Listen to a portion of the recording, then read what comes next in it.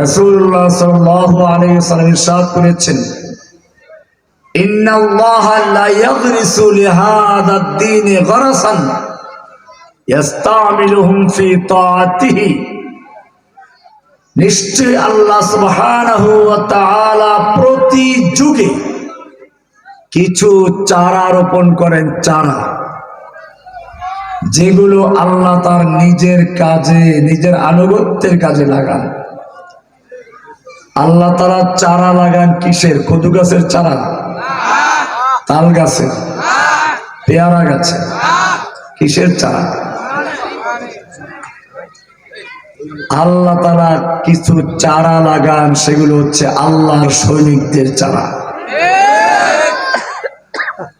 এই সৈনিকদের কাজ কি? দেশের সৈনিকদের যেমন কাজ হচ্ছে দেশের সংবিধান রক্ষা করা, নিরাপত্তা বিধান করা, ঠিক তেমনি ভাবে আল্লাহর সৈনিকদের কাজ হচ্ছে আল্লাহর সংবিধান রক্ষা করা, আল্লাহর সংবিধানকে বিজয়ী করা, আল্লাহর সংবিধানকে প্রতিষ্ঠা করা। আল্লাহ রাব্বুল আলামিন আদম আলাইহিস সালামকে যখন দুনিয়ায় পাঠাচ্ছিলেন, সঙ্গে তার স্ত্রী থাকা মানেই তো সন্তান সহ। এক যুবক একটা মেয়েকে ভালোবেসে বিয়ে করে বাড়ি নিয়ে এসছে। তো মা জিজ্ঞেস করলো, এইটা কেটা, এর মধ্যে কি আছে? ছেলে কি করবে? আম্মু, এর ভিতরে তোমার নাতি আছে। কি আছে? আদম আলাইহিস সালামকে আল্লাহ তাআলা হাওয়া সহ নাযিল করছেন। শব্দটা কি বলেছেন? কুল্লাহবিতু মিনহা জামিআ, ও আদম তোমরা সকলেই একাত্রে এখান থেকে নেমে যাও। সকলে, সকল করি। আদম হাওয়া আছেন, সঙ্গে ইবলিসও আছে। আদম আলাইহিস সালাম চিন্তায় পড়ে গেলেন, যে ইবলিস শয়তান আমাকে ধোঁকা দিয়ে জান্নাত থেকে বহিষ্কারের আয়োজন করলো, যে প্রতারণা করে মিথ্যা বলে আমাকে নিষিদ্ধ গাছের ফল খাওয়ালো, সেই ইবলিস আমার সঙ্গী যাচ্ছে। সে আমার সন্তানদেরকেও ধোঁকা দিবে, আমার সন্তানদেরকে বিভ্রান্ত করবে, গোমরা করবে। সবচেয়ে বড় দুশ্চিন্তার কারণ হচ্ছে এই, আমার সন্তানদের বয়স হবে 60, 70, 80, 100 বছর, আর ইবলিসের বয়স হবে কিয়ামত পর্যন্ত। আমার সন্তানরা যখন ইবলিসি আর শয়তানের শয়তানি কিছুটা বুঝে উঠবে, কিছুটা অভিজ্ঞতা অর্জন হবে, তখন তার মৃত্যুর সময় ঘনিয়ে আসবে। আর ইবলিস তার সারা জীবনের জমানো কলা কৌশল, তার সারা জীবনের অভিজ্ঞতা কাজে লাগিয়ে আমার সন্তানদেরকে গোমরা করার জন্য বিভিন্ন ঔষধ প্রয়োগ করবে। আদম এই চিন্তা করছেন। অন্তরের খবর জানেন কে? না কোনো মানুষ? ঈশ্বর, ওলি আল্লাহ, নবী রাসূল, জিন? তাহলে জিন হুজুর সব কেমনে বলে দেয়? গণক হাত দেখে কেমনে বলে দেয়? অন্তরের খবর জানেন একমাত্র কে? আল্লাহ ছাড়া কোনো আলিমুল গায়ব কেউ নেই। আলিমুল গায়বি ওয়াশ শাহাদাতি হুয়ার রহমানুর রহিম। আলিমুল গায়ব, উপস্থিত অনুপস্থিত, দৃশ্য অদৃশ্য, অতীত বর্তমান ভবিষ্যৎ সব কিছুর ইলম রাখেন একমাত্র কে? আল্লাহ। যে অর্থে আলিমুল গায়ব, অর্থাৎ নিজের থেকে নিজে সবকিছু জানেন, কারো জানানোর প্রয়োজন ছাড়া, এই অর্থে আলিমুল গায়ব শুধুমাত্র কে? অন্য যারা তারা আল্লাহ জানাইলে জানেন, না জানাইলে নবী রাসূলদেরকে আল্লাহ যতটুকু জানান ততটুকু জানেন। আলেম ওলামারা কোরআন হাদিস থেকে আল্লাহ যতটুকু জানিয়েছেন তা জানে, এর বেশি আকীদার বিষয়। অনেক ভণ্ড পীরের মুরিদদের আকীদা আছে, পীর সাহেবদের অন্তরের খবর পর্যন্ত জানে এবং দেখে। মাসরাউত তাসাউফ নামে একটা কিতাব আছে, ওখানে দেখলাম লেখা আছে আশ-শাইখু জাসুসু কলবিল মুরিদ, পীর হলো মুরিদের অন্তরের গোয়েন্দা। ইয়াদখুলু ওয়া ইয়াখরুজু ওয়া লা ইয়াত্তালিউ আলাইহিল মুরিদ, পীর সাহেব মুরিদের অন্তরে ঢোকে বের হয়, ঢোকে বের হয়, মুরিদের টেরও পায় না। এগুলো শিরক আকীদা। কোনো হক্কানি আলেম, কোরআন সুন্নাহর যারা অনুসারী, সে সকল যারা আলেম ওলামা আছেন বা পীর আছেন, তারা এগুলো দাবি করেন না। এগুলো ভণ্ড কিছু প্রতারক আছে, তারা এই দাবিগুলো করে।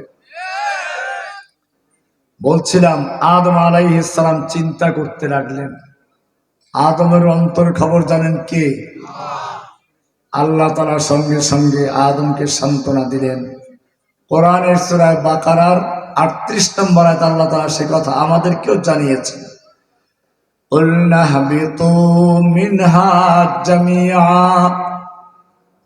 ও আদম তুমি এবং তোমার স্ত্রী এবং তোমাদের সন্তান সহ নেমে যাও।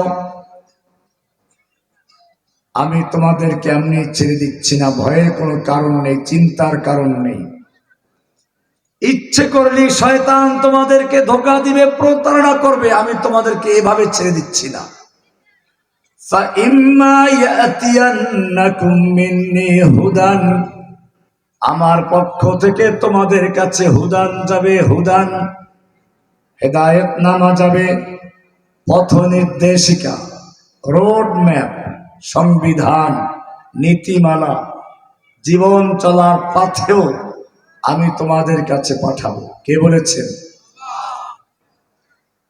ফাইম্মা ইয়াতিয়ান্নাকুম মিন্নি হুদান, আমার পক্ষ থেকে তোমাদের কাছে হেদায়েত যাবে, নীতিমালা যাবে, সংবিধান যাবে। ফামান তাবিআ হুদায়া, যেই ব্যক্তি আমার সেই নীতিমালা, আমার সেই রোড ম্যাপ মেনে চলবে, ব্যক্তি জীবনে, সামাজিক জীবনে, রাষ্ট্রীয় জীবনে, আন্তর্জাতিক জীবনে, সংসদে, আদালতে, সব জায়গায় যারা আমার সেই হেদায়েত মেনে চলবে, ফালা খাউফুন আলাইহিম ওয়ালা হুম ইয়াহজানুন, তাদের কোনো ভয় নেই, তাদের কোনো চিন্তা নেই। কে বলেছে? শয়তানের যত বড় শক্তি থাকুক না কেন, শয়তান যত বড় কৌশলী হোক না কেন, আল্লাহ বলছেন তাদের কোনো ভয় নেই, চিন্তা নেই, তাদের রক্ষা করার দায়িত্ব কার? এটা আল্লাহর ওয়াদা।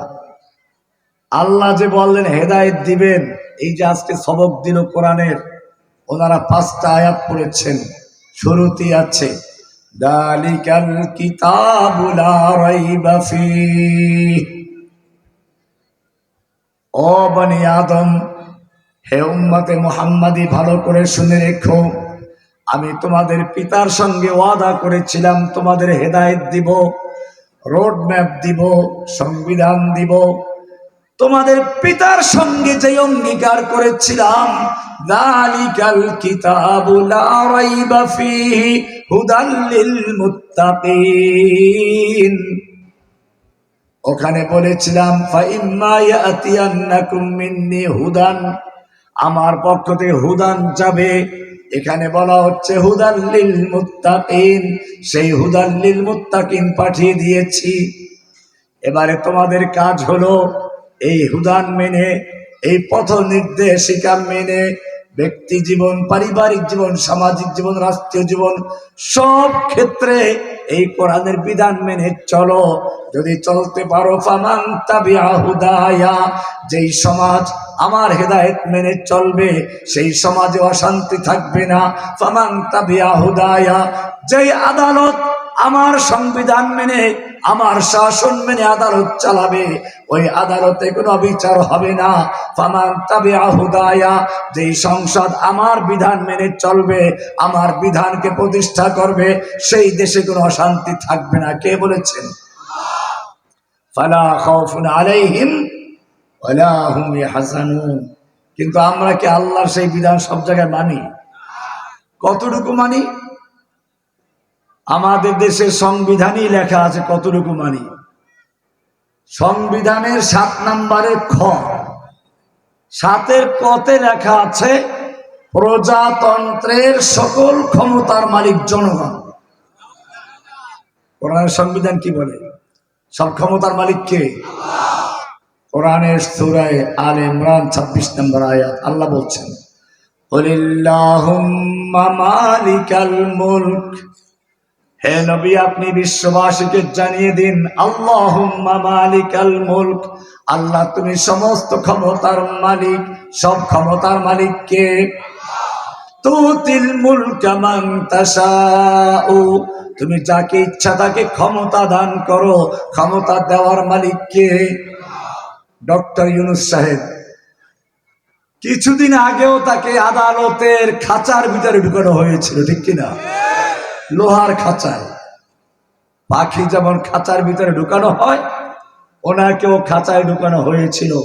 তখন কি উনি চিন্তাও করেছিলেন যে কয়েকদিন পর আমি ক্ষমতায় আসবো? ক্ষমতায় বসিয়েছেন কে? কোরআন বলছে, তিলকাল আইয়ামু নুদাফিলুহা বাইনান নাস, আমি দুনিয়াতে ক্ষমতার পালা বদল করি। কোন ফেরাউন যদি মনে করে চিরস্থায়ী ক্ষমতার মালিক বনে গেছে, যাকে ইচ্ছা তাকে খুন করে হলেও ক্ষমতা থাকতে হবে। প্রয়োজনে তাজা রক্ত দিয়ে রাজপথ লাল করে দাও, ছাত্র জনতার বুকে গুলি করে ঝাঁচড়া করে দাও, আমার ক্ষমতায় থাকতেই হবে। ক্ষমতায় রাখার মালিক কে? আল্লাহ বলছেন কোরআনে আয়াত, সূরা আলে ইমরান 26 নম্বর, ভালো করে মুখস্থ রাখবেন। তো তুতিল মুলকা মান তাশাউ, তুমি যাকে ইচ্ছা তাকে ক্ষমতা দান করো। ক্ষমতা দেওয়ার মালিক কে? অতানজিউল মুলকা মিম্মান তাশাউ, তুমি যার থেকে ইচ্ছা তার থেকে ক্ষমতা ছিনিয়ে নাও। মুরগির রোস্ট রান্না করা আছে, আস্ত খাসি ভুনা করা, কালা ভুনা গরু, সব কিছু তৈরি করে রেখেছে। এইগুলো খাওয়াবে, বস্তায় বস্তায় টাকা দিবে। এরপরে যেন ছাত্রদের বুকে গুলি করে ক্ষমতা পাকাভুক্ত করা যায়, এজন্য সব আয়োজন করা হয়েছিল। আল্লাহ বলছেন, তানজিউল মুলকা মিম্মান তাশা, তুই ক্ষমতায় থাকার জন্য যত মুরগির রোস্ট তৈরি করিস না কেন, যত বস্তা টাকা তৈরি রাখিস না কেন, তোর ক্ষমতা ছিনিয়ে নেওয়ার মালিক কে? শুধু ক্ষমতা ছিনিয়ে নিয়ে ছাড়বো না, তোকে বাংলাদেশে থাকতে দিব না। কারণ তুই অহংকার করে বলেছি পালায় না। আর একজনের ছিল পালাবো না, পালাবো কোথায়? আল্লাহ তাআলা হাদিসে কুদসিতে বলেছেন, আল কিবরিয়া উরিদাই, অহংকার হচ্ছে আমার চাদর।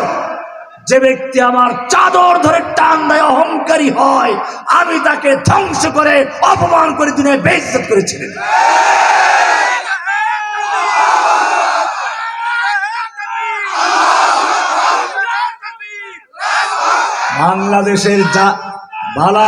বাংলাদেশের কারাগারে কেন তার স্থান হয় না জানেন? যদি কারাগারে যেত তাহলে তার এই অহংকারের জবাব হতো না,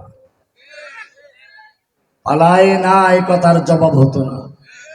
আল্লাহ রাব্বুল আলামিন কোন অহংকারকে বরদাস্ত করেন না, সেজন্য ওকে পালাবার সুযোগ দিয়েছেন, যাতে বাংলাদেশের জনগণ বুঝতে পারে ও কত বড় মিথ্যাবাদী, কত বড় প্রতারক।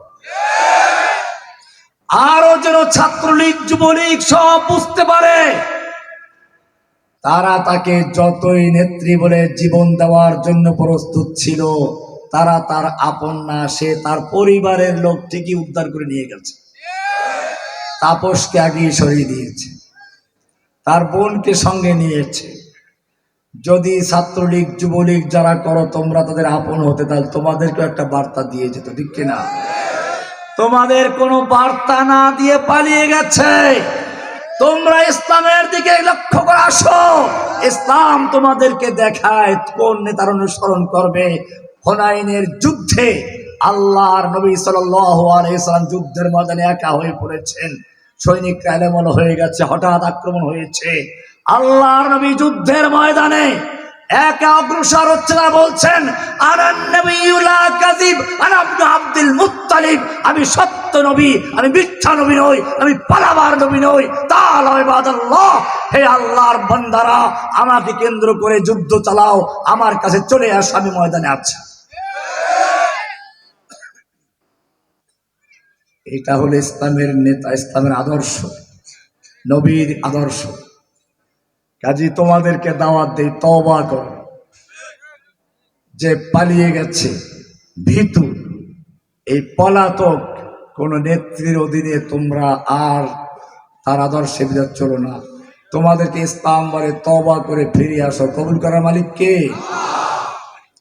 আমি জেলখানায় দেখেছি, আমাকে তো কারাগারে নির্জন বাসে রাখা হতো, কেউ যাতে মিশতে না পারে। ওই বিল্ডিংয়েই লোক দেওয়া হতো বাছাই করে। ছাত্রলীগের ওই সকল নেতা কর্মী যারা আবরার ফাহাদকে পিটিয়ে রাত ভর নির্যাতন হত্যা করেছিল, ওদেরকে দেওয়া হলো। আমি যে বিল্ডিং এ ছিলাম ওইটার দোতলায়, আমি ছিলাম 4 তলায়। যেহেতু ওরা ছাত্রলীগ, কাজে আমার আসা যাওয়ার সুযোগ ছিল। কোরআনের সবক দিলাম। আজকে যখন সবক নিল আলহামদুলিল্লাহ।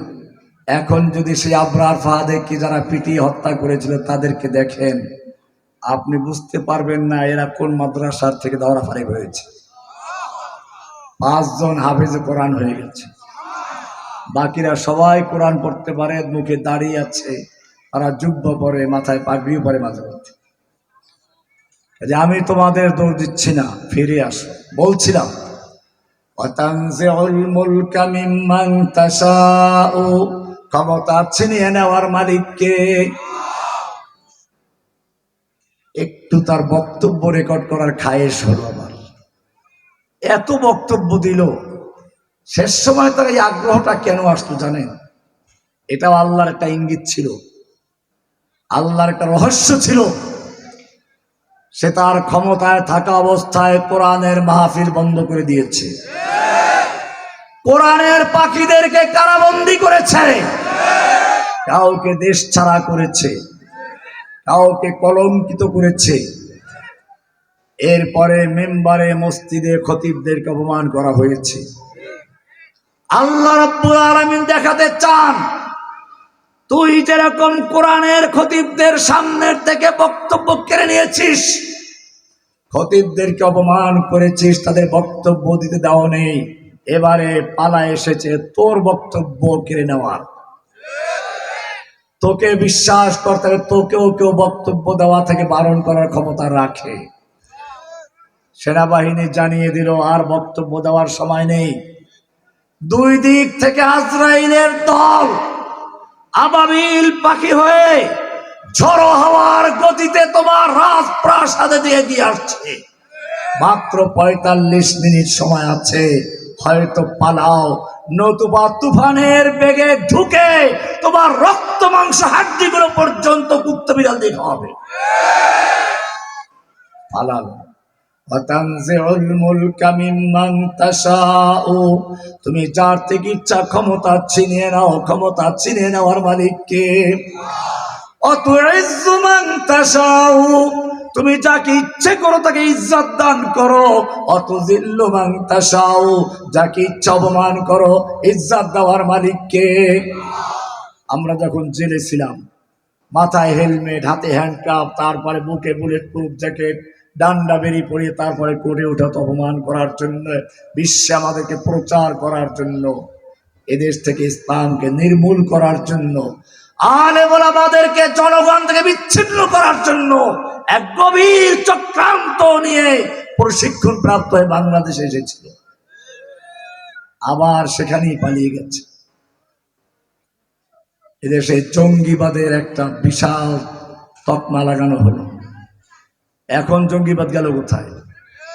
বোঝা গেল বাংলাদেশে এতদিন পর্যন্ত যা কিছু ঘটেছে, এই পুলিশ বক্সে হামলা করা এবং যে হামলা তামলা করা সবগুলো দিল্লির ইশারায় শেখ হাসিনার নেতৃত্বে এই কাজগুলো হয়েছে। সুতরাং মনে রাখতে হবে, আমি বলতেছিলাম সেই অবস্থায়ও মানুষ পুলিশের ফাঁক ফোকর দিয়ে আমাদের সঙ্গে হাত মেলাবার চেষ্টা করেছে, পকেটে টাকা ঢুকিয়ে দিয়েছে, মানুষ চোখ দিয়ে পানি ঝরিয়েছে, সম্মানের সাথে দোয়া করেছে। আজকে আমাদের জায়গায় তারা যখন জেলে গেল, তাদের মাথায়ও হেলমেট দেখা যায়, বুকে মাঝে মধ্যে বুলেট প্রুফ দেখা যায়। এরপরে তাদেরকেও জনগণ পুলিশের ফাঁক ফোকর দিয়ে খুঁজে। তবে হাদিয়া তোবা দেওয়ার জন্য আর হাত মেলাবার জন্য নয়, পচা ডিম আর সেরা জুতা দিয়ে তাদের প্রাপ্য পাওনা বুঝিয়ে দেওয়ার জন্য। ওয়াতানজিউল মুলকা মিম্মান তাশাউ ওয়া তুইজ্জু মান তাশাউ, ইজ্জত দেওয়ার মালিক কে? ওয়া তুযিল্লু মান তাশাউ, অপমান করার মালিক কে? ইন্নাকা আলা কুল্লি শাইইন কাদির, বলতেছিলাম সব ক্ষমতার মালিক কে? এবারে কোরআনকে আবার আমরা জিজ্ঞেস করি, কোরআন তুমি তো একটা সংবিধান, তোমার সংবিধানে আইন বিধানের কিছু আছে কিনা? কোরআন বলছে আলা আলাহুল খালকু ওয়াল আমর, সৃষ্টি যার আইন চলবে কেবল তার। এবারে কোরআন বলে যে তোমার আইন না মানা হয় তাহলে কি হবে? কোরআনের সূরা নিসার 60 নম্বর আয়াতটা পড়বেন, সুন্দরভাবে লেখা আছে, আলাম তারা ইলাল্লাযীনা ইয়াজউমুনা আন্নাহুম আমানু বিমা উনজিলা ইলাইকা ওয়া মা উনজিলা মিন ক্বাবলিক।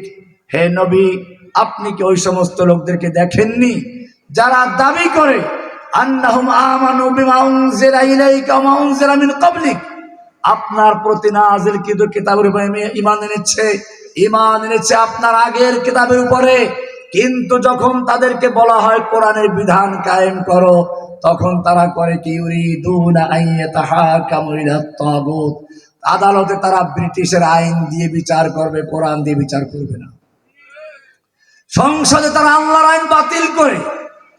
ওই যে সংবিধানের 7-এর খ ধারা, সেখানে পরিষ্কার লেখা আছে এই সংবিধান দেশের সর্বোচ্চ আইন, অন্য অন্য আইনের যতখানি এর সাথে অসামঞ্জস্যশীল অতখানি বাতিল বলে গণ্য হবে।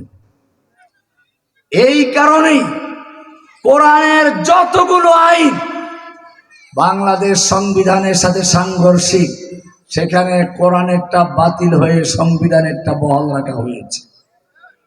মদ হারাম করেছেন কে? সূরা মায়দার 90 নম্বর আয়াত পড়ুন, পরিষ্কার বলা আছে, ইয়া আইয়ুহাল্লাযীনা আমানু ইন্নামাল খামরু ওয়াল মাইসিরু ওয়াল আনসাবু ওয়াল আজলামু রিজসুম মিন আমালিশ শাইতানি ফাজতানিবুহু, নিশ্চয় মদ, জুয়া, মূর্তি, লটারি এগুলো শয়তানের কাজ, খবরদার এগুলো শয়তানের নাপাক কাজ, এর থেকে তোমরা বিরত থাকো, তবেই তোমরা সফল হবে। তোমাদের ব্যক্তি জীবনে, সামাজিক জীবনে, রাষ্ট্রীয় জীবনে সব জায়গায় সফলতার জন্য এটা তোমরা মেনে চলো। হারাম করেছেন কে? কোরআনের এই সূরাই 90 নম্বরের পরে 91 নম্বরে ব্যাখ্যা দিয়েছেন কারণটা কি। কোরআন বলছে ইন্নামা ইউরিদুশ শাইতানু, নিশ্চয়ই শয়তান চায়, আইয়ুকিআ বাইনাকুমুল আদাওয়াতা ওয়াল বাগদা ফিল খামরি ওয়াল মাইসির, মদ এবং জুয়ার মাধ্যমে তোমাদের সামাজিক জীবনের অশান্তি সৃষ্টি করা, পরস্পরের শত্রুতা সৃষ্টি করা, ঘৃণা সৃষ্টি করা, ইসলাম যে ভ্রাতৃত্ববোধ তৈরি করে দিয়েছে তা ধ্বংস করার চক্রান্ত করা হয় এই মদের মাধ্যমে। বাস্তবে দেখবেন মা কত আদর করে সন্তানকে বড় করেছে, সেই সন্তান মাকে হত্যা করে মাদকের পয়সার জন্য।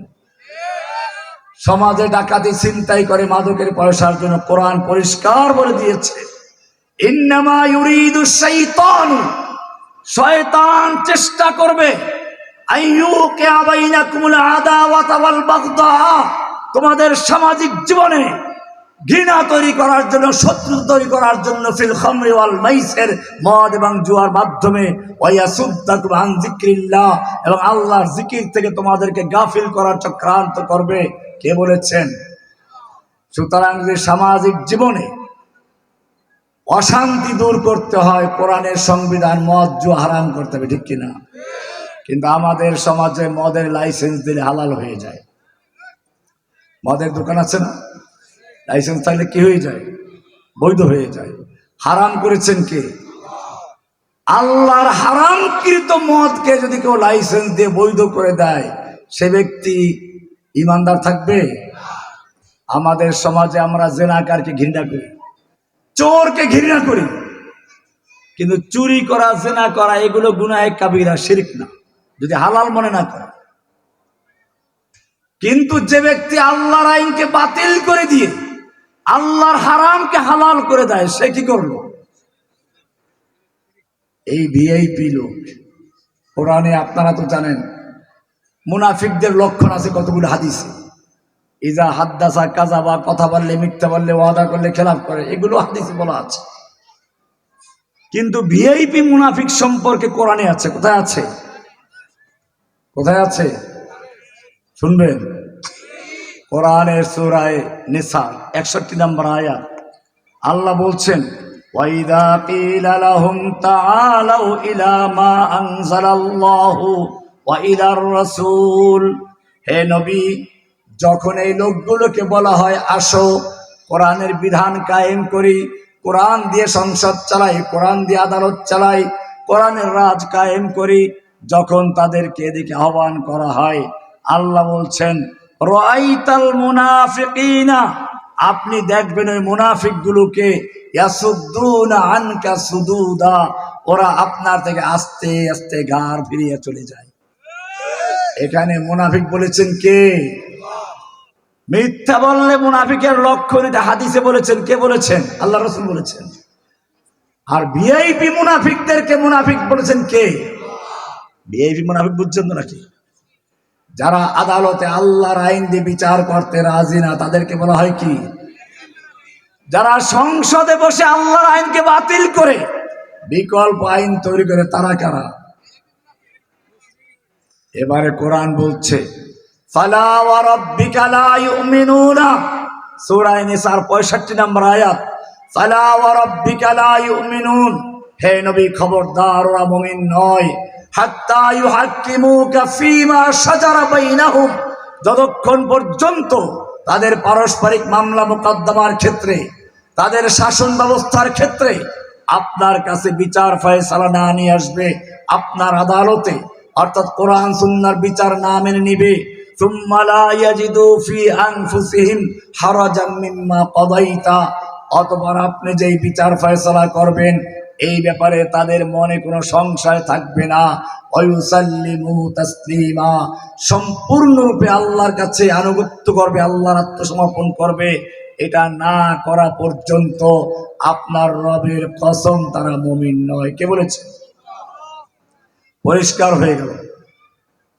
এবারে আমরা দেখব, আমরা কোরআনকে বিশ্বাস করার দাবি করি, আমরা নিজেদেরকে মুসলিম দাবি করি, আমরা পড়েছি লা ইলাহা ইল্লাল্লাহ। লা ইলাহা ইল্লাল্লাহ মানে কি? লা ইলাহা ইল্লাল্লাহর সাক্ষ্য এত বড় গুরুত্বপূর্ণ, এই সাক্ষ্য না দিলে আজান হয় না, এই সাক্ষ্য না দিলে ইকামত হয় না, এই সাক্ষ্য না দিলে ঈমান হয় না। এই সাক্ষ্য সম্পর্কে আল্লাহ প্রশ্ন করেছেন, কুল আইয়ু শাইইন আকবারু শাহাদা, বলো তো সবচেয়ে বড় সাক্ষ্য কোনটি? এটা সূরা আনআম 19 নম্বর আয়াতে বলা আছে। আল্লাহ প্রশ্ন করেছেন সবচেয়ে বড় সাক্ষ্য কোনটি? লা ইলাহা। এরপরে শুধু এতটুকুই নয়, আল্লাহ তাআলা বলেছেন শাহিদাল্লাহু আন্নাহু লা ইলাহা ইল্লাহু, লা ইলাহা ইল্লাল্লাহর সাক্ষ্য শুধু মানব নয়, জিন ইনসান নয়, এই সাক্ষ্য দিয়েছেন স্বয়ং আল্লাহ নিজে। কে দিয়েছেন? কি আছে এর ভিতরে? ভালো করে শুনুন। লা ইলাহা ইল্লাল্লাহর দুইটা অংশ। কয়টা অংশ? লা মানে নেই, ইলাহা মানে কোনো মাবুদ, কোনো মাবুদ নেই। আগে নেই বললেন, ইল্লাল্লাহ মানে আছেন আল্লাহ। লা ইলাহা বলতে কি বলা হলো? লা ইলাহা মানে কোনো মাবুদ নেই। মাবুদ কাকে বলে?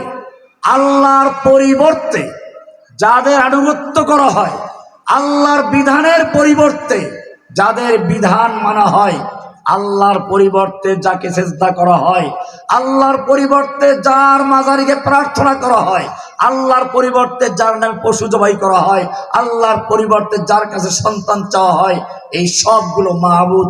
আপনি একবারে বলছেন লা ইলাহা, কোনো মাহবুদ নেই। আমার অন্তর থেকে, সমাজ থেকে, রাষ্ট্র থেকে, সব জায়গার থেকে যত বাতিল মাহবুদ আছে সবগুলো আমি উৎখাত করে দিচ্ছি।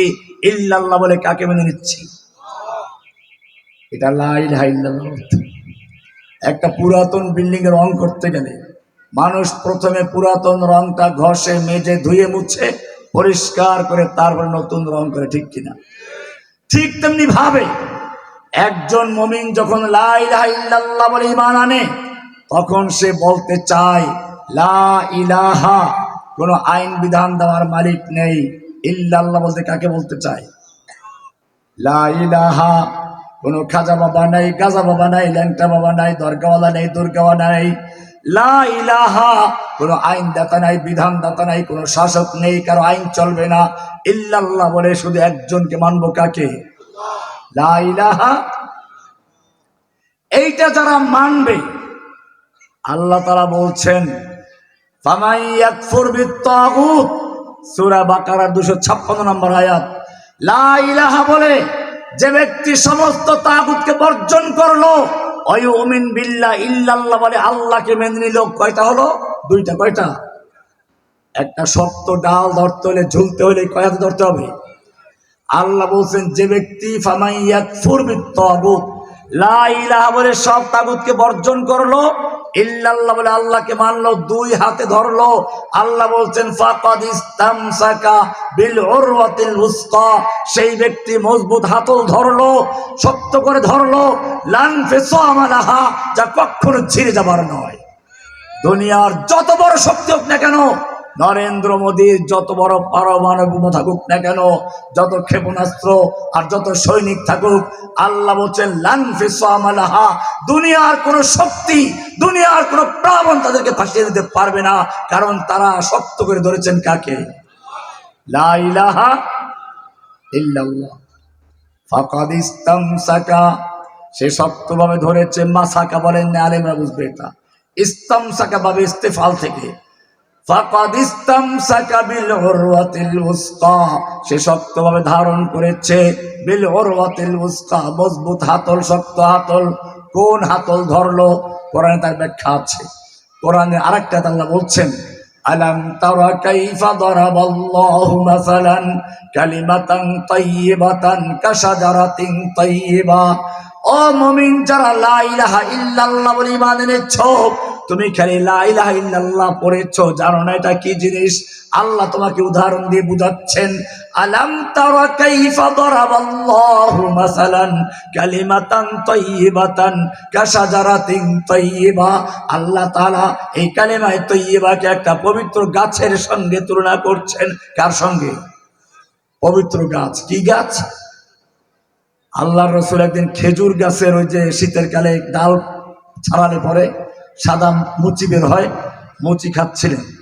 সাহাবীদের জিজ্ঞেস করলেন, বলো তো জঙ্গলে একটা গাছ আছে, যেই গাছের সঙ্গে মুমিনদের মিল আছে।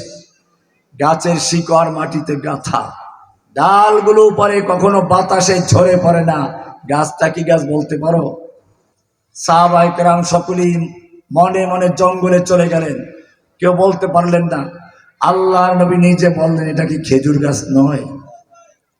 খেজুর গাছের শিকড় মাটিতে গাঁথা, ডালগুলো পরে বাতাসে ঝড় তুফানে তার পাতা ঝরাতে পারে না। আল্লাহ রাব্বুল আলামিন বলছেন আলাম তারা কাইফা দারাবাল্লাহু মাসালান কালিমাতান তাইয়িবাতান কাশাজারাতিন তাইয়িবা। যারা লা ইলাহা ইল্লাল্লাহ বলে ঈমান এনেছে, তাদের উপমা হচ্ছে, উদাহরণ হচ্ছে, কালিমার উদাহরণ হচ্ছে একটা পবিত্র গাছের মতো। আসলুহা সাবিতুন, তাদের শিকড় হচ্ছে মাটিতে। ফারউহা ফিস সামা, তাদের শাখা হচ্ছে আসমানে। তারা দুই হাতে ধরেছে আসমানে, আল্লাহর আরশ ধরেছে। কি ধরেছে? লান ফিসামা লাহা, দুনিয়ার কোনো শক্তি তাদের বিচ্ছিন্ন করতে পারবে না। বোঝা গেল এখানেই আমাদের সমস্যা। আজকে কাফের মুশরিক দুনিয়ার সব মুসলমানদের সব জায়গায় মার খাচ্ছে। ফিলিস্তিনে বলেন, ইরাক, সিরিয়া বলেন, আফগানিস্তান বলেন, পাকিস্তান বলেন, এরকম ভাবে আপনার কাশ্মীর বলেন, আরাকান বলেন, সব জায়গায় মুসলিমরা মার খাচ্ছে। অথচ মুসলিমদের ইতিহাস পড়ুন, খালিদ বিন ওয়ালিদ রাদিয়াল্লাহু তাআলা আনহু যুদ্ধের ময়দানে, প্রতিপক্ষ হচ্ছে পারস্যের সম্রাটের প্রধান সেনাপতি রুস্তম, সঙ্গে তার 3 লক্ষ সৈন্য। খালিদ বিন ওয়ালিদের সঙ্গে মাত্র 30,000-এর মতো।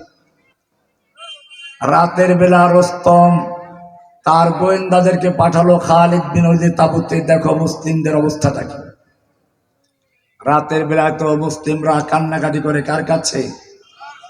কেউ দাঁড়িয়ে, কেউ বসে, কেউ শুয়ে। রুস্তমের গোয়েন্দারা দেখলো যে মুসলিমদের তাঁবুতে কান্নাকাটি চলছে, কেউ শুয়ে, কেউ দাঁড়িয়ে, কেউ বসে, কান্নাকাটি করতে করতে তাদের বুক ভিজে গেছে।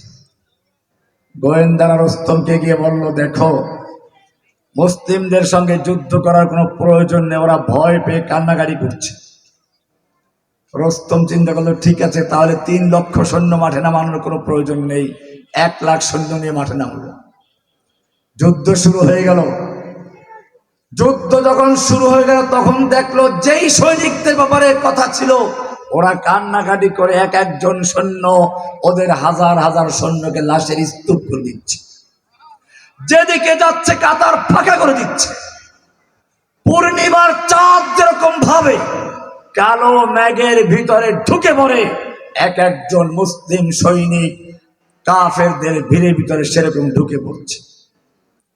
রুস্তম বলল, যুদ্ধ থামাও, ব্যারাকে চলে যাও।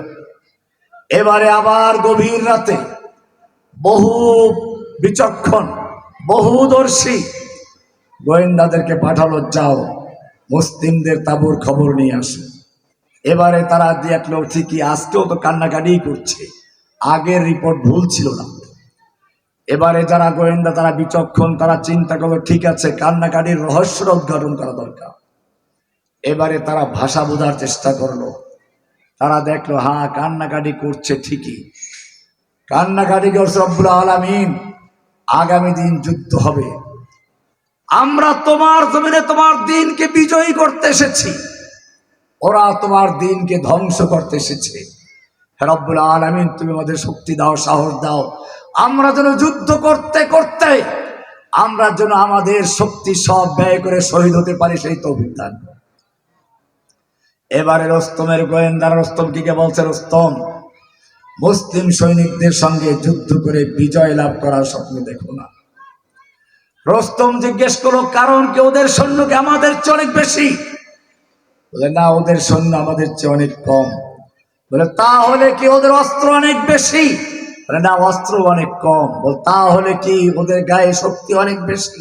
বলে না, শক্তি ওদের কম। রুস্তম খেপে গেল, অস্ত্র আমার বেশি, সৈনিক আমার বেশি, শক্তি আমার সৈনিকদের গায়ে বেশি, আমাকে ভয় দেখাচ্ছ কেন? রুস্তমের গোয়েন্দারা বলল, পারস্যের সেনাপতি শুনে রেখো, হতে পারে অস্ত্র তোমার বেশি, সৈনিক তোমার বেশি, শক্তি তোমার সৈনিকদের গায়ে বেশি, কিন্তু জেনে রাখো তোমার সৈনিকদের কাছে সুন্দরী যুবতী নারী আর মদের পেয়ালা যত বেশি প্রিয়, মুসলিম সৈনিকদের কাছে আল্লাহর রাস্তায় জীবন দেওয়া তার চেয়ে বেশি প্রিয়। ওহদের ময়দানে যুদ্ধ চলছে। এক যুবক এসে বলছে, ইয়া রাসূলুল্লাহ, এই আমার যৌবন, এ আমার শক্তি, এ আমার বাহু, আমি যদি যুদ্ধ করতে করতে শহীদ হয়ে যাই আমার জন্য কি পুরস্কার আছে? আল্লাহর নবী শুনিয়ে দিলেন, ইন্নাল্লাহা ইশতারা মিনাল মুমিনিনা আনফুসাহুম ওয়া আমওয়ালাহুম বিআন্না লাহুমুল জান্নাহ। নিশ্চয় আল্লাহ রাব্বুল আলামিন ক্রয় করে নিয়েছেন মিনাল মুমিনিনা, মুমিনদের থেকে, আনফুসাহুম ওয়া আমওয়ালাহুম, মুমিনদের জান এবং মাল ক্রয় করেছেন, বিআন্না লাহুমুল জান্নাহ, জান্নাতের বিনিময়ে। বেচা কিনা করতে গেলে কয়টা জিনিস লাগে? একজন বিক্রেতা, একজন ক্রেতা, একটা পণ্য, একটা মূল্য, কয়টা হলো? এবারে সূরা তওবার 111 নম্বর আয়াতটা ভালো করে দেখুন, কোরআন কি সুন্দর করে বলছে, ইন্নাল্লাহা ইশতারা, নিশ্চয় ক্রয় করেছেন কে? মিনাল মুমিনিন, মুমিনদের থেকে ক্রয় করেছেন। কি ক্রয় করেছেন? আনফুসাহুম ওয়া আমওয়ালাহুম, মুমিনদের জান এবং মাল ক্রয় করেছেন। কিসের বিনিময়ে? বিআন্না লাহুমুল জান্নাহ, জান্নাতের বিনিময়ে। এবারে আপনি প্রশ্ন করবেন, রব্বুল আলামিন, আমরা যখন দোকান থেকে কোনো জিনিস কিনি, কেনার পরে বাজারে ব্যাগটা দিয়ে দেই, দোকানদার মালগুলো থলিতে দিয়ে দেয়। রব্বুল আলামিন, আমরা তোমার কাছে আমাদের জানমাল বিক্রয় করেছি জান্নাতের বিনিময়ে, মেহেরবানি করে তুমি তোমার বাজারের ব্যাগটা আমাদের হাতে দাও, আমরা আমাদের জানমাল দিয়ে দেই। আল্লাহ বলছেন, না, আমাদের কোনো বাজারের ব্যাগ নেই। ইউকাতিলুনা ফি সাবিলিল্লাহ, আমার সঙ্গে যারা ব্যবসা করেছো, বেচা কিনা করেছো, জান্নাতের বিনিময়ে যারা জানমাল বিক্রয় করে দিয়েছো, তারা জেনে রাখো তোমাদের হস্তান্তরের সুযোগ হচ্ছে এই ইউকাতিলুনা ফি সাবিলিল্লাহ, তারা আল্লাহর রাস্তায় কিতাল করবে, যুদ্ধ করবে, লড়াই করবে। ফায়াকতুলুনা ওয়া ইউকতালুন, তারা মারবে আর মরবে। কি করবে? আগে মারবে তারপরে মরবে। ওয়াদানা আলাইহি হাক্কান ফিত তাওরাতি ওয়াল ইনজিলি ওয়াল কুরআন। জমি কিনতে গেলে মানুষ নির্ভেজাল জমি কিনা, ভালো জমি কিনা, তিনটা দলিল দেখে। কয়টা দলিল?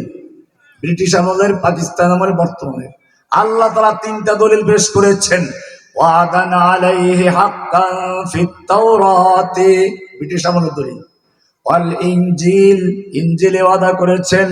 ওয়াল কুরআন, এই ওয়াদা করেছেন কোরআনে।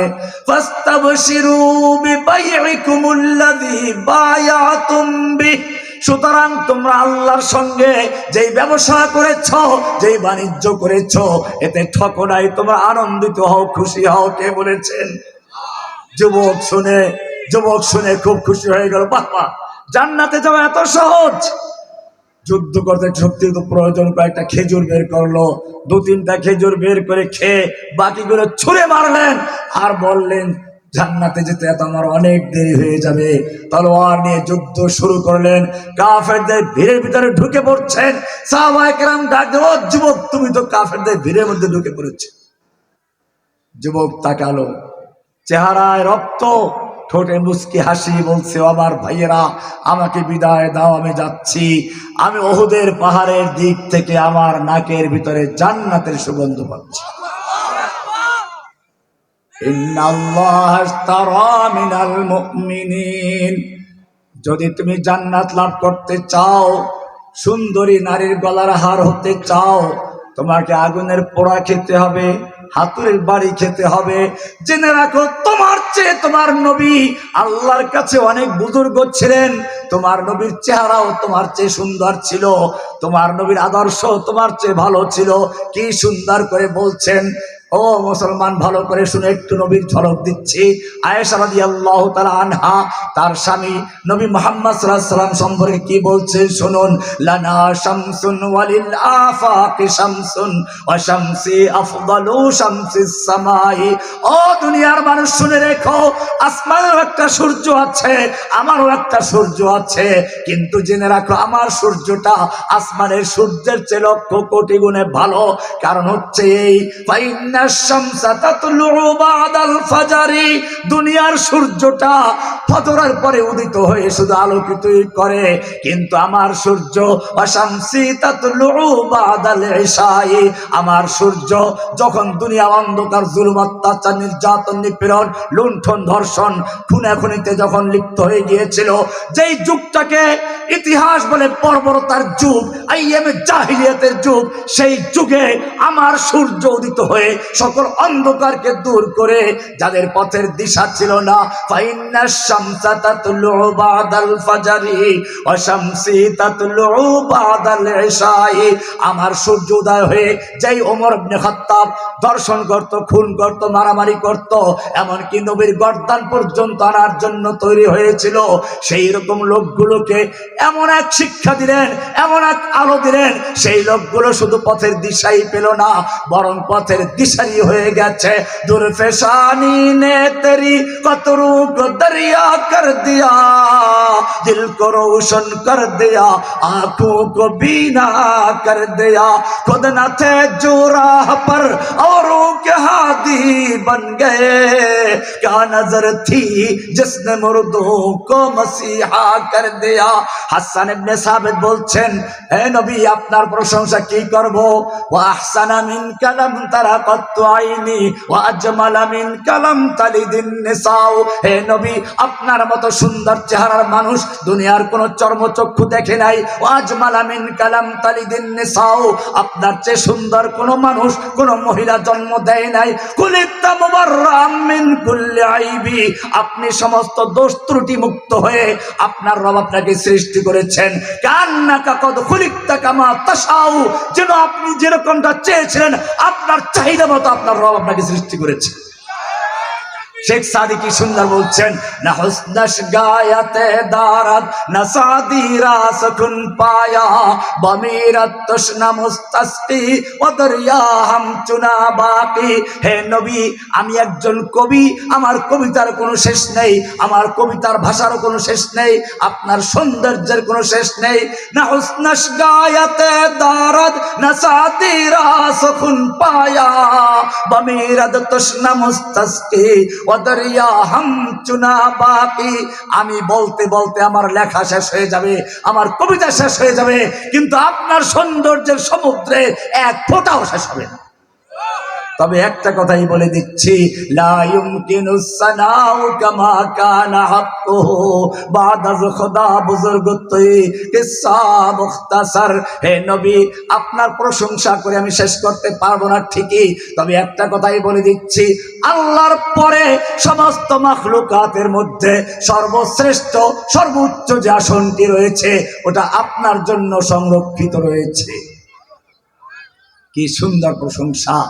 এই নবী যখন রাস্তা দিয়ে চলতেন মেঘ এসে ছায়া দিত, এই নবী পেশাব করতে গেছেন খেজুর গাছ এসে আড়াল করে দিচ্ছে, এই নবীর সামনে বসে যখন কেউ কথা বলছে একটু আওয়াজ জোরে হয়ে গেছে সঙ্গে সঙ্গে ওহী নাযিল হয়ে গেছে। সূরা হুজরাতের 2 নম্বর আয়াত শুনুন ভালো করে, কোরআন বলছে, ইয়া আইয়ুহাল্লাযীনা আমানু লা তারফাউ আসওয়াতাকুম ফাওকা সাউতিন নবী। হে ঈমানদারগণ খবরদার খবরদার, নবীর আওয়াজের চেয়ে জোরে আওয়াজ করে কথা বলবি না। ওয়ালা তাজহারু লাহু বিল কওলি কাজহারি বাযিকুম লিবাযিন, নিজেরা পরস্পরে যেরকম চিল্লাচিল্লি করো ডাকাডাকি করো এরকম নবীর সামনে খবরদার করবি না। এমনটা যদি করো আন তাহবাতা আমালুকুম, তোমাদের জীবনের সমস্ত আমল বরবাদ হয়ে যাবে, নামাজ রোজা হজ যাকাত যা কিছু করেছো সব বরবাদ হয়ে যাবে। ওয়া আনতুম লা তাশউরুন, টের পাইবে না। কি মায়া নবীর জন্য, নবীর চেয়ে জোরে আওয়াজে কথা বললে ওহী নাযিল হয়ে যায়। আরো সামনে চলুন, আল্লাহর নবী ঘুমিয়ে আছেন, তাহাজ্জুদ পড়তে উঠাচ্ছেন, কি আদর মাখা ডাক, ইয়া আইয়ুহাল মুজাম্মিল, ও কামলিওয়ালা চাদর মুড়ি দিয়ে শুয়ে আছো, ওঠো, কুমিল লাইলা ইল্লা কালিলা, তুমি রাত্রি জাগরণ করো তবে কিছুক্ষণ ঘুমাও, নিসফাহু আবিল কুসমিনহু কালিলা, অর্ধেক রাত্র বা তার চেয়ে একটু বেশি বা তার চেয়ে একটু কম। তুমি রাত্র ইবাদত করলে খুশি হও, সারা রাত্র ইবাদত করলে পা ফুলে যায়, ইবাদত করলে খুশি হও, এত ইবাদত করার কোনো প্রয়োজন নেই, আমি আল্লাহ তোমাকে কিছুক্ষণ ঘুমন্ত দেখলেও খুশি হয়ে যায়। আরো সামনে চলুন, কোরআন যখন নাজিল হচ্ছে ওই হেফজখানার ছাত্ররা যেরকম ভাবে হাফেজ সাহেব হুজুরের সঙ্গে পড়লো, যখন নিজেরা পরে ঠোঁট নাড়াচাড়া করে ঝুলে ঝুলে পড়ে, আল্লাহর নবী ঠোঁট নাড়াচাড়া করে কোরআন মুখস্থ করা শুরু করলেন। জিব্রাইল পড়ছে, আল্লাহর নবী পড়া শুরু করলেন। কোরআন কি সুন্দর করে বলছে, লা তুহাররিক বিহি লিসানাকা লিতাজালা বিহি, হে নবী কোরআনকে দ্রুত মুখস্থ করার জন্য আপনার ঠোঁট নাড়াচাড়া করার কোনো প্রয়োজন নেই। ইন্না আলাইনা জামাহু ওয়া কুরআনা, গোটা কোরআনকে নূর বানিয়ে আপনার সিনার মধ্যে জমা করে দেওয়ার দায়িত্ব আমি আল্লাহ নিজে গ্রহণ করেছি। যদি বলেন সুবহানাল্লাহ, কি মায়া নবীর জন্য, ঠিক আছে না? এইবারে উল্টা দিকে যাচ্ছে, আল্লাহর নবী এবারে উহুদের ময়দানে যুদ্ধের পোশাক পরে নামছে। মাথায় লোহার হেলমেট পরা, শরীরে লৌহ বর্ম পরা এক কাফের এসে আল্লাহর নবীকে তলোয়ার দিয়ে এত জোরে আঘাত করেছে, আল্লাহর নবীর লোহার টুপি ভেঙ্গে গালে ঢুকে পড়েছে, গালের ভিতরে গিয়ে মাড়ির দাঁতে আঘাত করেছে, দুটো দাঁত পড়ে গেছে, লোহাটা ভিতরে রয়ে গেছে। যুদ্ধ শেষ হওয়ার পরে একজন সাহাবী দাঁত দিয়ে কামড় দিয়ে সেই লোহা বের করার চেষ্টা করলেন, লোহা বের হলো ঠিকই, ওই সাহাবীরও দুটো দাঁত পড়ে গেলেন। আপনি তো কবিতা পড়েন, করে দেয়া জঙ্গে উহুদ মে মুস্তফা দন্দা শহীদ, ये शरीयत ये खिलाफत हमको मिलने के लिए। কিন্তু চিন্তা করে দেখো নাই কত যন্ত্রণা, কত কষ্ট। তুমি একটু দাঁতে ব্যথা হলে ডাক্তারের কাছে যাওয়ার জন্য পাগল হয়ে যাও, কিন্তু তোমার নবীর গালের ভিতরে লোহা ঢুকে পড়লো, দুটো দাঁত পড়ে গেল, কত কষ্টই না তিনি পেয়েছেন। এবারে আরো সামনে চলো, তায়েফের ময়দানে চতুর্দিক থেকে বৃষ্টি হচ্ছে, পাথর বৃষ্টি, নবী পড়ে গেছেন, আবার তুলে পাথর মারা হলো, আবার পড়ে গেছেন।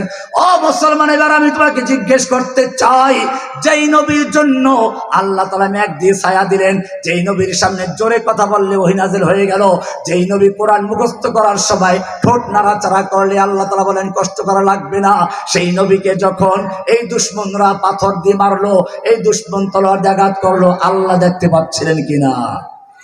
আল্লাহর ফিরাবার ক্ষমতা ছিল কিনা? ফিরাইছিলেন কিনা? ফিরান নাই। কেন ফিরান নাই? আল্লাহর সঙ্গে কি রাসূলের মহব্বত কমে গেছিল?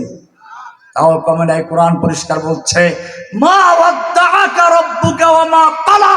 হে নবী, আপনাকে আপনার রব ছেড়েও দেন নাই, আপনার প্রতি অসন্তুষ্ট হন নাই, বলে তাহলে আমাকে এত মারলো, তুমি কেন ফিরাও নাই? ওই যে সেই স্বর্ণ যদি সুন্দরী নারীর গলার হার হতে চায়, কি করতে হয়? আগুনের পোড়া খেতে হয়, হাতুড়ির বাড়ি খেতে হয়।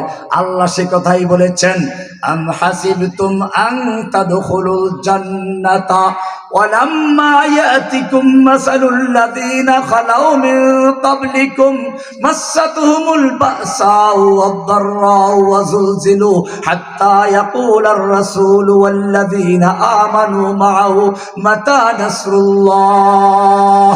ও দুনিয়ার মানুষ, যারা এখনো আল্লাহর দ্বীনকে কায়েম করার জন্য চেষ্টা করছো, যারা বিভিন্ন জায়গায় আল্লাহর দ্বীনের জন্য কাজ করে যাচ্ছ, তোমরা কি মনে করেছো এমনিতেই জান্নাতে ঢুকে পড়বা? এমনিতেই চট করে, ওই যে চট করে ঢুকে পড়বে একজন, জান্নাতে চট করে ঢুকে পড়বা? ওয়ালাম্মা ইয়াতিকুম মাসালুল লাযীনা খালাউ মিন ক্বাবলিকুম, আর তোমাদের কাছে আসবে না ওই সমস্ত বিপদ আপদ মুসিবত যা এসেছিল তোমাদের আগের লোকদের প্রতি। মাসাতুমুল বাসাউ ওয়াদ-দাররাউ ওয়া যুলজিলু হাত্তা ইয়াকুলার রাসূলু ওয়াল লাযীনা আমানু মাআহু মাতা নাসরুল্লাহ। স্বয়ং আল্লাহর নবী এবং তার সাহাবীরা বলতে বাধ্য হলেন, আল্লাহর সাহায্য কবে আসবে? নবীকে পর্যন্ত রক্ত দিতে হলো, মার খেতে হলো। শুধু এ পর্যন্তই না, বলতে গেলে অনেক কাহিনী আছে। আপনারা জানেন, আল্লাহর নবী মক্কা থেকে, মদিনা থেকে মক্কায় ওমরা করার জন্য আসলেন 14 সাহাবীর সঙ্গে। হুদায়বিয়া পর্যন্ত আসার পরে বাধাপ্রাপ্ত হলেন। এহরামের কাপড় পরা, সঙ্গে কোরবানির পশু। ওসমানকে পাঠাইলেন, মক্কায় যাও, গিয়ে লোকদেরকে বুঝাও আমরা যুদ্ধ করতে আসি নাই, ওমরা করতে এসেছি। আমরা যুদ্ধের পোশাক পরে আসি নাই, এহরামের কাপড় পরে এসেছি, আমাদের সঙ্গে কোরবানির পশু আছে। মক্কার লোকেরা মনে করলে এই তো মোক্ষম সুযোগ। মুহাম্মদ সাল্লাল্লাহু আলাইহি ওয়াসাল্লাম নিজে এবং তার সঙ্গে 14 সাহাবী, আনসার মুহাজিরদের ক্রিমগুলো আছে এখানে, এই লোকগুলো মেরে ফেলতে পারলে আমাদের আর কোনো চ্যালেঞ্জ থাকবে না। তবে একটু পরীক্ষা তো করতে হয়। ওই দেখেন না, মাঝে মধ্যে গুজব ছড়ায়, চট করে ঢুকে পড়বো। এটা মক্কার কাফেরদের চরিত্র। পরীক্ষা করে দেখে মুসলমান ঐক্যবদ্ধ আছে কিনা। মক্কার কাফেররা ছড়িয়ে দিল, ওসমানকে আটকে দিয়ে গুজব ছড়ালো, ওসমানকে হত্যা করা হয়েছে। দেখি কি প্রতিক্রিয়া হয়। যদি মুসলিম শিবিরে ভীতি সরিয়ে যায় তাহলে আক্রমণ করব, শেষ করে দিব। আর যদি তারা যুদ্ধের জন্য প্রস্তুতি নেয় তাহলে আর যুদ্ধ করার দরকার নেই, সন্ধি করব। খবর ছড়িয়ে গেল, আল্লাহর নবীর খবর, তাবুতে খবর পৌঁছে গেল, ওসমানকে হত্যা করা হয়েছে। কোরআন পড়ুন, হাদিস পড়ুন, আল্লাহর নবী তাবুর থেকে বেরিয়ে আসলেন, জোরে ডাক দিয়া আসহাবাস শাজারা, ওহে গাছের নিচে অবস্থানকারী সাহাবীরা বেরিয়ে আসো, আমার কাছে খবর এসেছে আমার ওসমানকে হত্যা করা হয়েছে। আমি হাত বিছিয়ে দিলাম, আল্লাহর নবী হাত বিছিয়ে দিলেন আর বললেন আমার হাতের উপর হাত রেখে বায়াত করো, অঙ্গীকার করো, ওয়াদা করো, যতক্ষণ পর্যন্ত ওসমান হত্যার বদলা নিতে গিয়ে হয়তো মক্কা বিজয় করে ছাড়বো, নতুবা আমরা সকলে শহীদ হব, কেউ মদিনায় ফিরে যাব না, যারা তৈরি তারা বায়াত করো। 1400 সাহাবায়ে কেরাম আল্লাহর নবীর হাতের উপরে হাত রেখে বায়াত করলেন। এক পর্যায়ে আল্লাহর নবী নিজের বাম হাতটাকে ডান হাতে উপর রাখলেন আর বললেন এটা হচ্ছে ওসমানের হাত, যাতে ওসমান এই বায়াত থেকে বঞ্চিত না হয়। বায়াত হয়ে গেল। আল্লাহর নবীর সাহাবীরা ফাস্তাবশিরু বিবাইইকুমুল্লাযী বায়াতুম বিহি, আনন্দ বোধ করছেন আর কবিতা পাঠ করছেন, নাহানুল্লাযীনা বায়াউ মুহাম্মাদা আলাল জিহাদি মা বাকিনা আবাদা, আমরা সেই জাতি যারা আল্লাহর নবীর হাতের উপরে হাত রেখে বায়াত করেছি, আমাদের যতক্ষণ পর্যন্ত দেহের সঙ্গে রূহ থাকবে আমরা কখনো পালাবো না, আমরা পিছপা হব না, আমরা হয়তো বিজয় করে ছাড়বো নতুবা শহীদ হব, একটা লোক মদিনা ফিরে যাব না। বায়াত হয়ে গেল। মক্কায় খবর ছড়িয়ে গেল, মক্কার কাফেরদের কলিজার মধ্যে ভয় ঢুকে পড়লো। এবারে তারা ওসমানকে নিয়ে আসলো, বললো না না, আমরা তো ওসমানকে হত্যা করি নাই, মেহমানদারি করছিলাম, আমরা তো সন্ধি করার জন্য আসছি।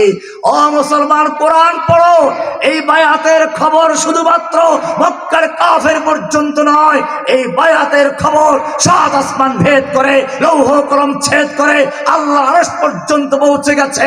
সূরা ফাতহ এর 10 নম্বর আয়াত নাযিল হয়ে গেছে, লাকাদ রাদিয়াল্লাহু আনিল মুমিনিনা ইয ইউবাইউনাকা তাহতাশ শাজারা। হে নবী, আল্লাহ তাআলা মুমিনদের প্রতি সন্তুষ্ট হয়ে গেছেন, রাজি হয়ে গেছেন, খুশি হয়ে গেছেন যখন তারা আপনার হাতের উপরে হাত রেখে বায়াত করছিল, গাছের নিচে বসে। গাছের পর্যন্ত আলোচনা কোরআনে চলে আসলো। শুধু এ পর্যন্তই নয়, এরপরে একটু সামনে যান, সূরা ফাতহ 18 নম্বর আয়াত আল্লাহ বলছেন, ইন্নাল্লাযীনা ইউবাইউনাকা ইন্নামা ইউবাইউনাল্লাহ। হে নবী, যারা আপনার হাতে হাত রেখে বায়াত করেছিল, ওরা শুধু আপনার হাতে হাত রেখে বায়াত করে নাই, ইন্নামা ইউবাইউনাল্লাহ, ওরা সরাসরি আল্লাহর কাছে বায়াত করেছে। কার কাছে বায়াত করেছে? ইয়াদুল্লাহি ফাওকা আইদিহিম, ওদের হাতের উপরে স্বয়ং আল্লাহর হাত ছিল। কার হাত ছিল? একজন মুমিনের মৃত্যুর খবর শুনে আল্লাহর নবী নিজের জীবন উৎসর্গ করলেন। 1400 সাহাবায়ে কেরাম নিজের জীবন উৎসর্গ করলেন। আজকে সারা দুনিয়ায় হাজার হাজার ওসমান বন্দী আছে। আজকে আমাদের দেশে হাজার লোকদেরকে এখন আমাদের দেশে কারাগারে বন্দী করে রাখা হয়েছে। আমাদের তাদের জন্য কোনো কাজ নেই। কোরআন বলছে, আম হাসিবতুম আন তাদখুলুল জান্নাহ ওয়া লাকুম লা তুকাতিলুনা ফি সাবিলিল্লাহ। ওহে যুবকেরা, তোমাদের কি হলো? তোমরা আল্লাহর রাস্তায় লড়াই করছো না, কিতাল করছো না। ওয়াল মুস্তাদাফিনা মিনার রিজালি ওয়ান নিসাই ওয়াল বিলদান, অথচ অসহায় নারী পুরুষ শিশুরা ফরিয়াদ করে বলছে, রব্বুল আলামিন, রব্বানা আখরিজনা মিন হাযিহিল ক্বরিয়াতিজ যালিমি আহলুহা। ও রব্বুল আলামিন, তুমি আমাদেরকে জালিম অধ্যুষিত জনপদ থেকে রক্ষা করো, জালিমদের হাত থেকে বাঁচাও। ওয়াজআল লানা মিন লাদুনকা ওয়ালিয়্যা, তুমি তোমার পক্ষ থেকে আমাদের জন্য উদ্ধারকারী নেতা পাঠাও। ওয়াজআল লানা মিন লাদুনকা নাসীরা, আমাদের জন্য সাহায্যকারী পাঠাও। এই ফরিয়াদ আসছে ফিলিস্তিন থেকে, এই ফরিয়াদ কাশ্মীর থেকে, এই ফরিয়াদ তোমার আরাকান থেকে, এই ফরিয়াদ উইঘুর মুসলিমদের পক্ষ থেকে, এই ফরিয়াদ বাংলাদেশের কারাগারগুলো থেকে। ও যুবকেরা, আল্লাহ সুবহানাহু ওয়া তাআলা তোমাদেরকে আহ্বান জানাচ্ছেন। আল্লাহর আহ্বানে সাড়া দিয়ে তৈরি আছো কে? লিল্লাহি তাকবীর। ফির তুঝে এক বার করনি হ্যায় জাহাঁ কি রাহবরি, তোমাকে মনে রাখতে হবে তুমি জুনুদুল্লাহি ফিল আরদ, আল্লাহর জমিনে আল্লাহর সৈনিক। ফিলিস্তিনা দীর্ঘদিন যুদ্ধ করেছে, কারণ তারা বুঝতে পেরেছিল তারা কার সৈনিক। ফিলিস্তিনি বাচ্চাদের গানগুলো আপনারা শুনেছেন। আমি একটা গান তাদের খুব গুরুত্ব সহকারে খেয়াল করেছিলাম। লা তাসালনি মান আনা আনা মিন জুনদিস সামা। বাচ্চা বাচ্চা গান গাচ্ছিল, আমায় জিজ্ঞেস করো না আমি কে, আমার পরিচয় কি। লা তাসালনি মান আনা, আমি কে, আমার পরিচয় কি জানতে চেও না। আনা মিন জুনদিস সামা, আমি আসমানের সৈনিক। আমরা কার সৈনিক? কি সুন্দর কোরআন বলছে, যালিকা বিআন্নাল্লাহা মাওলাল্লাযীনা আমানু। যারা লা ইলাহা ইল্লাল্লাহ বলে, লা ইলাহা বলে সব কাফিরগুলোকে বর্জন করেছে, ইল্লাল্লাহ বলে আল্লাহ বলে মানে নিয়েছে, তাদের মাওলা কে? আল্লাহ বলেন যালিকা বিআন্নাল্লাহা মাওলাল্লাযীনা আমানু, মুমিনদের মাওলা হচ্ছেন আল্লাহ। ওয়া আন্নাল কাফিরিনা লা মাওলা লাহুম, নরেন্দ্র মোদীর মাওলা নেই, ওর অস্ত্র আছে, মাওলা নেই। মুমিনদের কি আছে? ভয় পাওয়ার কিছু নেই, কোরআন পরিষ্কার জানিয়ে দিয়েছে। এই জন্য মনে রাখতে হবে, আগুনের পোড়া খেতে হবে, হাতুড়ি বাড়ি খেতে হবে, জেল জুলুম অত্যাচার নির্যাতন সহ্য করতে হবে। এইগুলো সহ্য করে যারা টিকে থাকবে, আল্লাহ তাদের কি জান্নাতের অলংকার বানাবে, ঠিক কিনা? আর যারা বেঁচে থাকবে, একজন বুজুর্গ ওলি, এই যে আমাদের সুফিজম যেটা আছে, সুফিদের তালিকায় সবচেয়ে বড় বুজুর্গ হিসাবে যার নামটা আসে, ফজাইল ইবনে আয়াজ রাহমাতুল্লাহি আলাইহি, অত্যন্ত বড় মাপের আল্লাহওয়ালা লোক ছিলেন। মক্কা মদিনায় থাকতেন, ইবাদত করতেন। ওই সময় আরেকজন বড় আল্লাহওয়ালা মুহাদ্দিস ছিলেন, আব্দুল্লাহ বিন মুবারক রাহমাতুল্লাহি আলাইহি। উনি যুদ্ধের ময়দানে যুদ্ধ করতেন, হাদিস পড়াতেন, বড় মুফতি মুহাদ্দিস, ইমাম বুখারীর উস্তাদ।